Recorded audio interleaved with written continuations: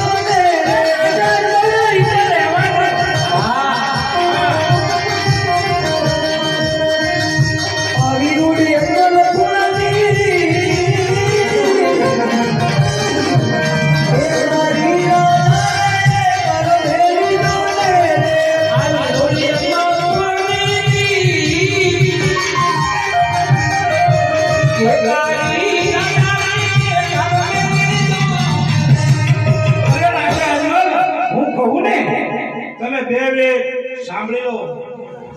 સતી માતા મિનળદે અને રાજા અજમલ, હું બે વેળ કહું ને તેને કાન ખોલીને સાંભળી લેજો. જેથી તમારા ઘરે પુત્રનું પારણું બંધાય ને તેથી પિંગલ ગઢની અંદર પગ મૂકજો, નકર નર દંપતીના મસ્તક કાપી અને ગળના કાગડાથી કરી દો. આ તો કોઈને કહું ને ત્યાં સુધી તમારે એમ માની લેવાનું કે બેટી સમણા નહોતી તમારી માટે.